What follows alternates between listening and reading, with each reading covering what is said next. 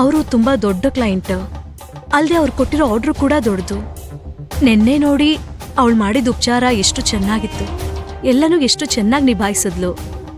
ಆದ್ರೆ ಅವಶ್ಯಕತೆ ಇಲ್ಲ ಅಲ್ವಾ ಮತ್ತೆ ಮತ್ತೆ ಅದೇ ರೀತಿ ಮಾಡೋದು?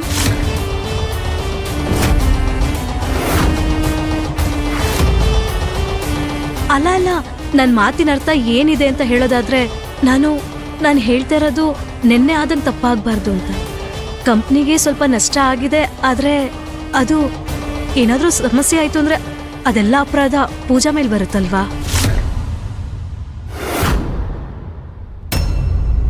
ನಾನು ಹೇಳ್ತಾ ಇರೋದೇನಂದ್ರೆ, ಈಗ ನಾವು ಪೂಜೆಗೆ ಚಿಕ್ಕ ಚಿಕ್ಕ ವಸ್ತುಗಳಲ್ಲಿ ಇನ್ವಾಲ್ವ್ ಮಾಡ್ತಾ ಹೋದ್ರೆ ಹಾಗೆ ಅವಳಿಗೆ ಸ್ವಲ್ಪನೇ ಅನುಭವ ಆಗೋಗುತ್ತಲ್ವಾ?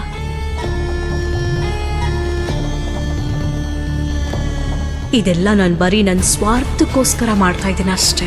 ಬೀದಿ ಬಿಕಾರಿ ಈ ಮನೆಗೆ ದೊಡ್ಡ ಬಿಸ್ನೆಸ್ ವುಮನ್ ಆಗಕ್ಕೆ ಹೊರಟಿದಳಲ್ವಾ, ಇದು ನಾನು ತಡಿಲೇಬೇಕು.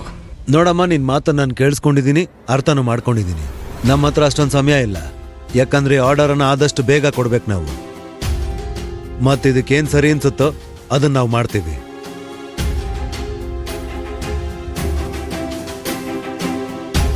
ನಿನ್ ಭಯ ನನ್ಗೂ ಕೂಡ ಅರ್ಥ ಆಗುತ್ತಮ್ಮ. ಆದ್ರೆ ಪೂಜಾ ಇದ್ದಾಳಲ್ಲ, ಒಬ್ಳೆ ಎಲ್ಲಾನು ಸಂಭಾಳಿಸ್ತಾಳೆ. ಗಗನ್ ಇರ್ತಾನ ಅವಳ ಜೊತೆ, ಇಬ್ರು ಸೇರ್ ಸಂಭಾಳಿಸ್ತಾರೆ.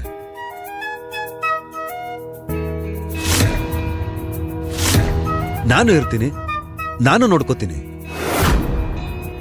ನಿಧಾನವಾಗಿ ಇವಳು ಎಲ್ಲ ಕಲ್ತ್ಕೋತಾಳೆ.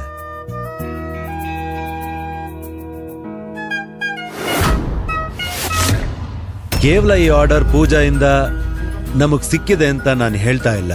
ಒಂದ್ ವೇಳೆ ಹಾಗಾಗಿದ್ರೆ ಎರಡನೇ ಸಲ ಇಷ್ಟು ಬೇಗ ಈ ತರ ಒಳ್ಳೆ ಸ್ಯಾಂಪಲ್ಸ್ ನ ಮಾಡಕ್ ಆಗ್ತಿರ್ಲಿಲ್ಲ.